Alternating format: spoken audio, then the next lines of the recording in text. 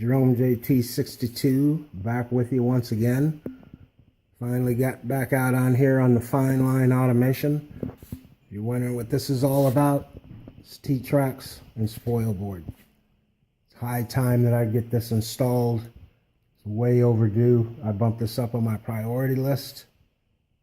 If it's something you're interested in, it's coming right up.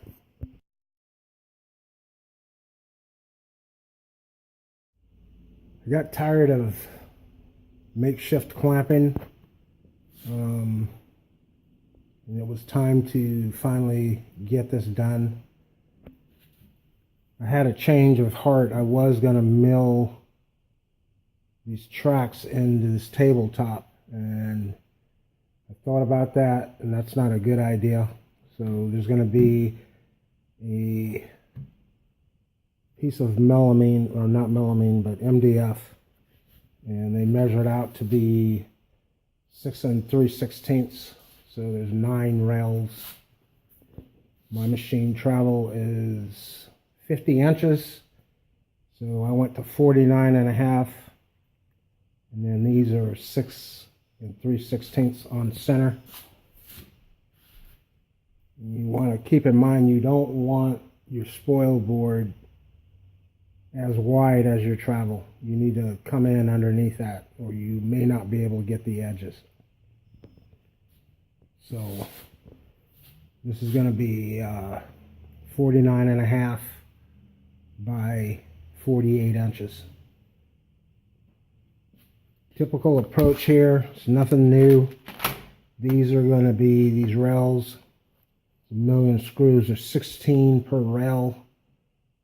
These are number 8s, 3/4. Those are going to be put down, and I'm going to rip one of these MDF tops here, the boards, and pre-drill it, and that'll be my template for screwing all these down. They're going to get drilled. And I have these threaded inserts. They're 1/4-20s. There's going to be 5 per board from the way I'm looking at it right now. I have like 50 of them, so I think that will be sufficient. So let me rip the first board down, and we'll come back and take a look at it.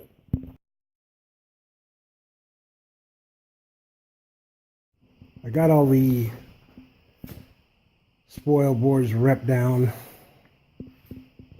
My measurements were off. Luckily, it was for the better of being smaller. I cut these to 7 inches and planned on sneaking up on the dimensions, but instead of 6 3/16, which I think I said these were going to be, they're 5.5s. So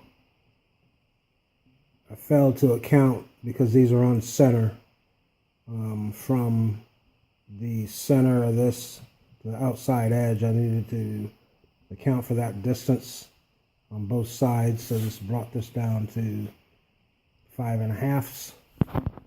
From the edge to this T-track, 7 inches, and it puts it at 7 inches, so it pretty much puts this whole assembly here at 50 inches. But there's an overlap of a 1/2 inch, so I shouldn't have any problems cutting this down and surfacing it. This is the template I'm going to be using. I'm going to be drilling 1/8 inch holes on center. There's going to be 5 per board. I got to measure those out. You don't want them any larger. You don't want them the same dimension as your bolt hole or the 1/4-20s, or you won't be able to center the Forstner bit. So this will get laid down on this table in each individual slot here. and then I'll drill the holes. I'll keep this. If I need to make new ones, they'll always be the same. 5.5 inches. And all I gotta do is put an 1/8 inch hole, Forstner bit, countersink, and then flip it over and drill it out to 1/4 20. So I need to get that done. Start measuring the side of this here. I need to square this up. This is the most important piece, this rail right here. It needs to be absolutely square or perpendicular to this table, to the front face, or it'll skew everything to this side. I think you know what I mean here. So I'm going to add it's not my idea, but I saw somebody else do it on YouTube. Just add another board down here. So all I got to do is push this up flat. I don't have to worry about twisting any angles or anything like that, and drill holes. So I got the miter set up.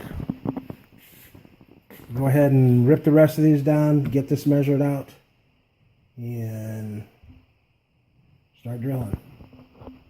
Be right back. I got this set up. I have the template in place right now. You can see what I was talking about with this board. It just sits flat against this front face and it squares this up with the table. I checked it and everything is squared. I need to make sure this rail doesn't move. I may throw a clamp across that.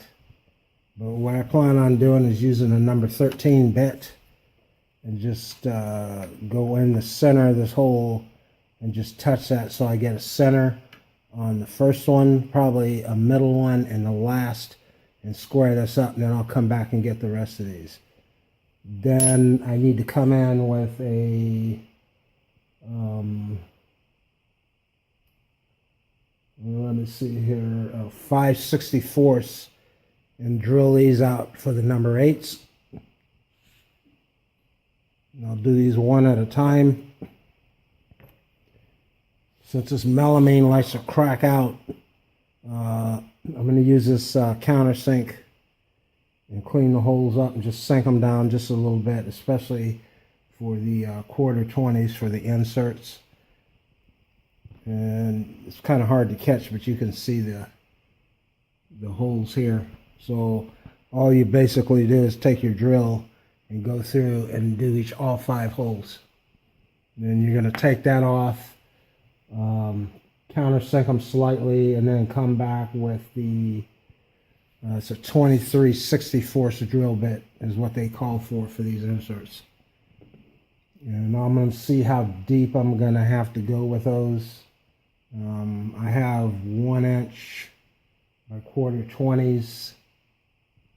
I think the 3/4 would have been too long, or too short, I'm sorry, because I'm going to have at least a 1/4 inch left in here. Maybe a little less, because I got to be careful about how far this is here. It's got to be below this rail surface. So it may have to be a little bit lower than the depth of this Forstner bit, which is a 5/8, I believe. Now you can see what I'm talking about. If you drill these holes out too big, when you come in with this Forstner bit, it'll wallow around. Excuse me. But with this 1/8 inch, now this will stay centered, and you're going to stay centered in your hole. You can go ahead and put that on a drill press or do it by hand. This MDF is very hard, so I'm going to use my drill press. And initially I'm going to come to this top surface, and then I'll go down to the depth that I think that I need, and then I'll set my stop on the drill press so they'll all be the same. So this is easy to adjust after the fact, but getting it right the first time and centering everything is the most important thing. So I got a lot of holes to drill. There's no way I'm going to bore you with all that. We'll get maybe this first one installed here and come back and take a look at it. If not, and I don't think it's worth it, we'll just finish this all up. I'll leave one of them off so you can see what it looks like. It's not a big deal. And we'll go from there. So let me get everything set up. I'm going to start drilling. Like I said, 16 number 8s per rail, and there's 9 of them, and 40 holes, countersinking, and the whole works, or Forstner bit for every one of these. So I got a lot of work to do. So let me get started on that, and we may get in halfway in and look at it. If not, we'll look at it when it's done. So we'll be right back.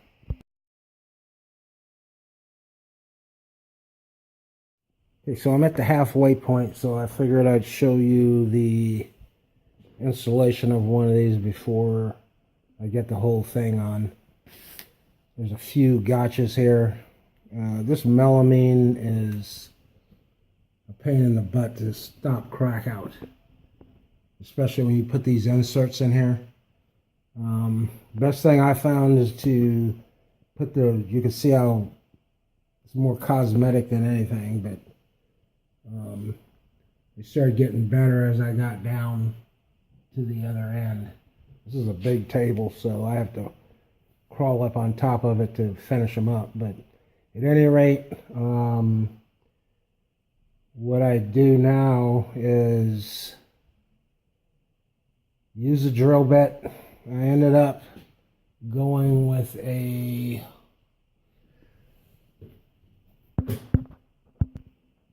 19/64. For these easy locks, they tell you to use, I believe it's a 23/64.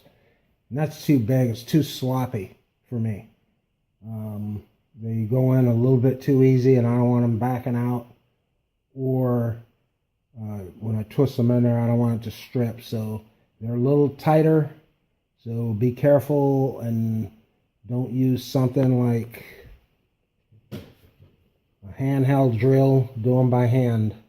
And make sure they're totally centered. Otherwise, if they're just cocked off at 1/16 of an inch or slightly less than that, you're going to have problems getting the bolt in. And with that being said, if you use a 23/64, it'll start spinning this insert. And that's not what you want. And then it can be an issue to get that out. These holes ended up being drilled at about a 1/2 inch depth, I believe. You don't want it too thin on the other side for the washer. So if you look at these, that takes me about right to the top of this rail. So you have to be careful and watch out for surfacing. I'll have to see if that's low enough. I'm hoping it is. We'll play that by ear. Or when I get to a certain depth, I'll just know that we're at the end of surfacing, and we'll have to replace these. So here's 4 of these installed. These took a little bit longer than I thought. My hands are like sore and my wrists. But I'm getting a little bit quicker. I got kind of a system down now, so when you're drilling these holes, not trying to dummy anything down here, but use a drill press if you got one. You're going to have a hard time drilling in the MDF or even particle board and breaking that top surface because it's very hard. Once you get in, then you're good, but you don't want these holes canted off left or right or whatever. You want them centered, because again, then you may have problems getting it into the insert. So let me go ahead and finish up, and then we'll take a look at this when it's done. I still have to put a whole bunch of screws in these rails. I went ahead and installed screws, so they're all set except for this last outside one, which is no big deal, but these are all set for these removable panels now. So all I got to do is just slide them in, drill them, countersink, run these in. After I've done the holes on the template board, then instead of putting the template board back up here and drilling in, I just use the board that I just drilled and put them up here and drill off of that instead of doing two operations. So anyway, let me get back on this. Hopefully I'll be done in an hour or so, and we'll come back and we'll take a look at it.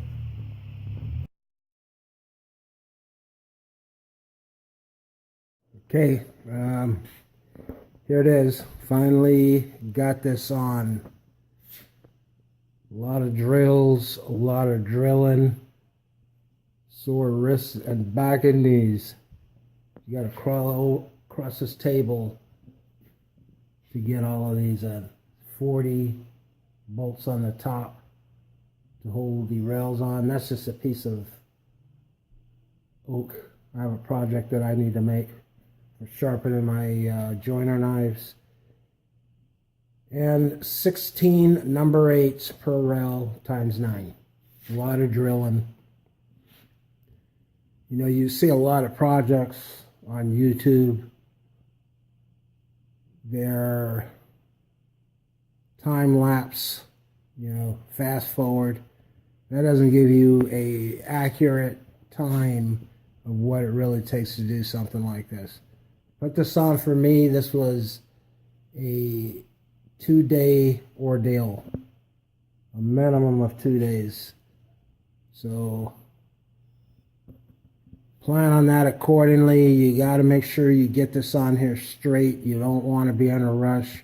Once you drill the holes, that'll be it for you. So now it's going to be easy. It'll be easier, way easier for me to remove these rails. I have that template. I just drill them out, and I don't have to go through all of this. This was a one-time deal. But this was a long time coming. I needed to get it done. Finally got around to it, made a decision, so I can really put this machine to work. There's one last thing I have to do, and that is this. My mobile touch plate obviously will no longer work because I have 3/4 of an inch, so I have to make another one. It'll be a little bit longer than this, but it'll have a slot in it, so as I plane this down, I can move this up and down, so it'll always be at that top surface regardless of whether I've planed it or not. Still waiting on my planing bit. I bought it from Grizzly. I'll put a link to that. I'll put a link to the rails where I got those from. You can pretty much get them from anywhere. They're pretty common, but I suggest you get them all from one company because I have a couple in here. I bought 3 more and has a total of 9 with one outside on each. And the other rails that I purchased are like a 32nd of an inch taller than my original rails. It's not a big deal, but just be aware of that. If I were you, I would order all of them at once. So we'll call this one. Hope you got something out of this. If you like this video, hit that like button, subscribe. And once again, and always, thanks for watching.